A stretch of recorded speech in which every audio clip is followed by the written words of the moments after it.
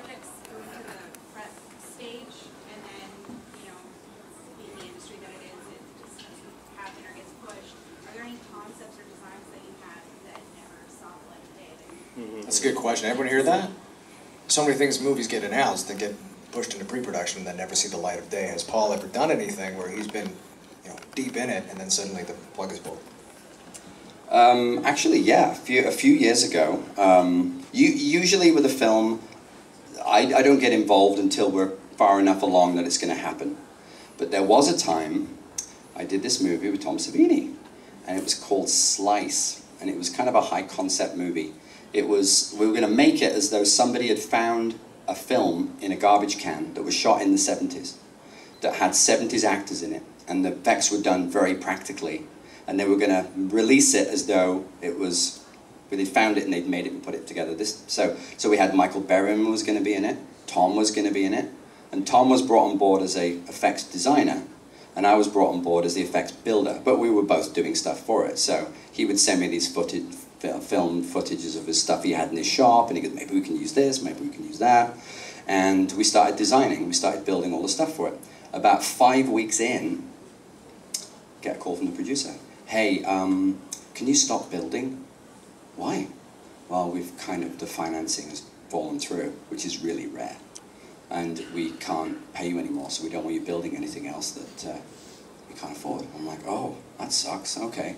So what should I do with all this stuff? We had dead bodies and all these kind of living mannequins and prosthetics, and he goes, just put it in a box and I'll, you know, if the movie gets back up, I'll give you a call.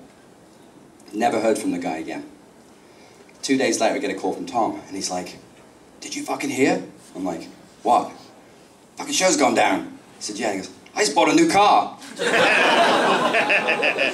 So luckily I hadn't, so it was okay. But yeah, it's really, really rare, because you have insurance, you have all these deals in place that, you know, it's pretty much a done deal. It's so hard to get a movie made, especially an independent movie, that there's all these checks and balances, but once you get past a certain point, then it's pretty much free and clear.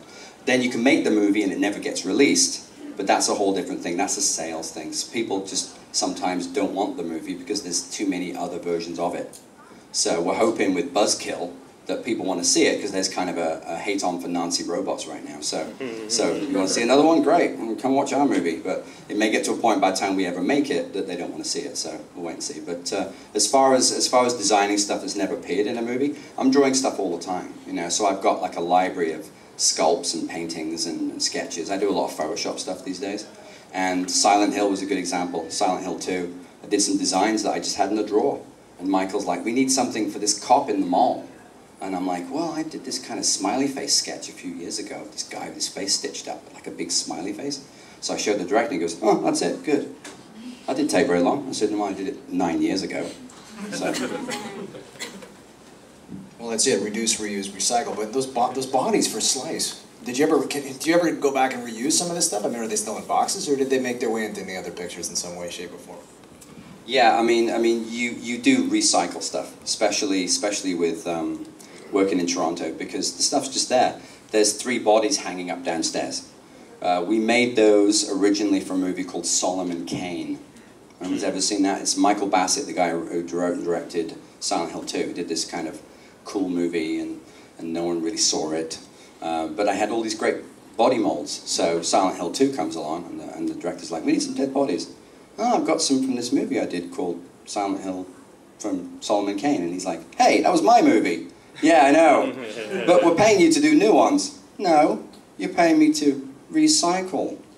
That's why I'm doing it for so damn cheap. So he's like, great. But yeah, you get to reuse stuff. I'm hoping that a lot of the zombie appliances we made for Resident Evil 5, 6, 7, 5, we'll get to reuse in 6, which we're hopefully going to go into production in January. Yes, there's another one. Questions? Anyone else who hasn't asked the question yet? Somewhere in the back. You right there. What inspired you to be a special effects? Ah. Started as a painter, but what really inspired you? When you were a kid, were you looking at some of these guys, were the Rob Bottin's, the Rick Bakers, and did you go, I want to do that? Well, thank you very much for the master. That was really sweet. I'm not really good at anything enough to be called a master, but it's nice. I That's my wife bugging me. She's downstairs somewhere. I like getting a reaction out of people. I started out very simply when I was like 11 or 12, doing gore, doing cuts and wounds and stuff on people, because you can simulate that stuff pretty easily, but it gets the most reaction out of people. There's a great effect in First Blood when Stallone sews up his arm, and that was one of the first things I duplicated. I was about 12 or 13 when that came out. So I made a wound and stuck up my arm and showed my mom, and she's like, oh my God, oh, it's fake, okay. So I did that one too many times. I was using a craft knife in my bedroom when I was about 13, 14, and I sliced my hand open, 7 stitches right through the middle of my palm. Run in the living room, blood's everywhere. Mom, I cut myself really badly. She just goes, piss off. So I stand there bleeding on the carpet, and then she realizes it's real. It's the boy who cried blood, is what I call it. Any other questions for the boy who cried blood? Before we get to you, my man, I'm going to go right to this lady over here in the back. How come you don't act more in like films you do? Like Tom Savini does a lot of like he'll act in some movies he does. Is there like a reason that you don't? Paul Jones, actor. Will we see that? Cameos or something? Look at me. I mean, come on. I'm a behind-the-camera guy. Funnily enough, though, I am a full member of Actra, but as a puppeteer. We did a movie a couple of years ago called The Thing. It was like kind of a prequels, kind of sequel to the John Carpenter one. And the guys coming up from the States, ADI, Tom and Alec, they had brought all these incredible creatures up that all needed cables and radio controls. So they needed puppeteers. So there was only a couple of guys, and you have to be in the union to be a puppeteer on an IATSE show. You have to be an actor, technically, to puppeteer things and bring it to life. That's the rules. So they said, well, we'd like you to be involved. And I was like, great. So they bring me in, and they said, but you have to be in the union. So we finagled it and got me a full Actra membership, which is really hard to get. So I can audition for anything, and because I'm an actual Actra member now. But I don't know, I mean, I've been on camera before. I was a makeup effects extra in FX the series.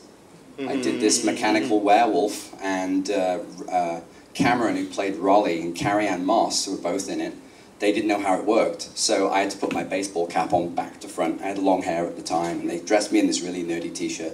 And I kind of had to come in and pretend to plug it in, because they didn't know which plug went where. So I'm actually on camera doing that. It's a movie a few years ago now called Waxwork 2. And there's a severed hand at the beginning of the movie that comes to life and then kills a guy with a hammer.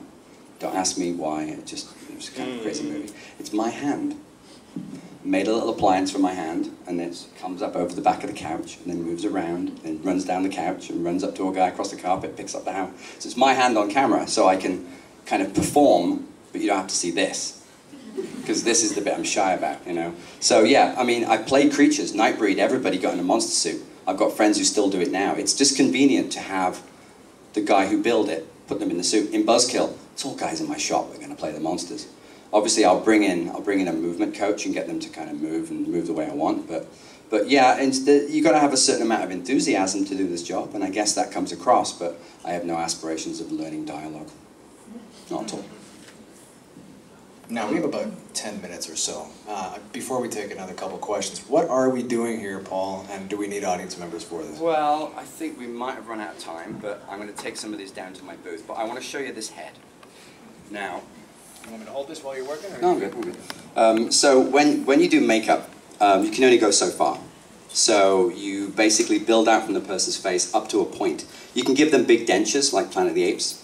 You can kind of like move it around and kind of modify the skin, but you can only modify the human face so far without it all of a sudden becoming movement free.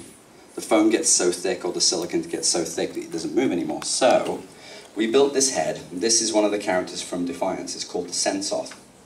And it's essentially a two-part piece. This part is a prosthetic. This part is mechanical.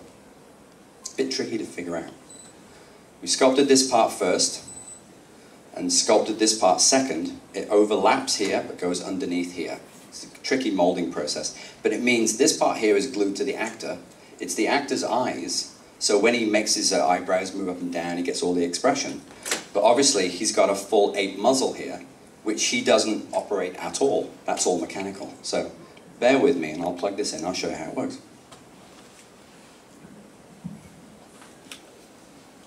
While Paul is working, is there one last question? I know you and one more from you. You want to wait? I can wait. I can ask him at his booth if he doesn't mind. He can talk while he works, right? What do you got? Let's see. Most makeup people have their own blood recipe. Do you have a blood recipe? I'll hold the mic for this, Paul. Thanks, man. Blood recipe? Yeah, blood can be a real pain. Pardon the pun. It tends to look different in certain circumstances. So I was always tinkering with my blood supply. Then I found a company in Mississauga that does food coloring for edible ice creams, stuff like that. So I come up with the ultimate color that I was totally happy with that worked under any lighting condition, and gave it to them. And I said, listen, I can't even remember what I put in this. And they went, don't worry, we'll figure it out. Now I can buy blood color by the gallon. I just give them a code number and they just ship it to me. And I just dump it in corn syrup, perfect blood. Chris, you did a movie recently. Yeah, I did. I made a little movie. This is, again, Paul's sliding scale. I liked the way you slid your scale to 0 for my movie. It was great. I called Blood for Irina, and there's obviously a lot of blood in the movie. And if you watch my little podunk movie and notice that the blood looks a lot like the blood in Resident Evil 5, you'd be right.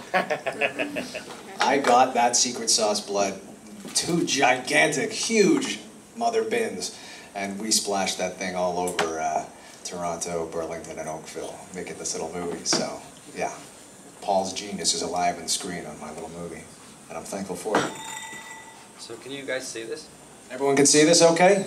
If you need to get closer, you can get closer. We got spaces. We can hoard up towards the front if you need a better look. We need a picture, video, whatever you need. So this is radio That's control amazing. servos. It's disturbing. I've got to remember which does what. If I can get it right. So remember the actor has the facial prosthetic. So his own eyebrows, which is which? Is that? Is. There you go. Of course, it's all opposite direction. Oh, great. So he's wearing this as a makeup from the upper half, and the bottom half is me puppeteering. So when he moves his eyebrows, I will move whatever I need to move to get all these lips to kind of round. Now these are radio-controlled servos. It's like the same you get in a radio-controlled car, and they're just mounted to little discs which have a cable mounted to them.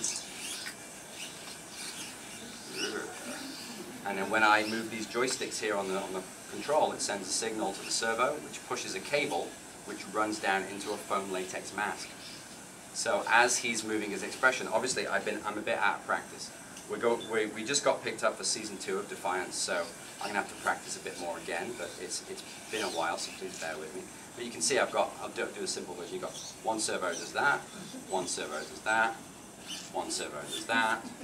You know, so each part of the mouth has a kind of a movement. So, and the battery's dying. So anyway, but there you go. So that is a mechanical mask. So if you've seen the Ninja Turtles movies, you've seen what else? Like any Harry and the Hendersons would be a good example. This is how it's done. It's usually a foam latex skin. It's nice and light. It doesn't take too much pressure from the servos, and it's already controlled. You usually have 4 or 5 guys off camera doing that. I was trying to do it all with one hand. It's a bit tricky, but there you go, mechanical head.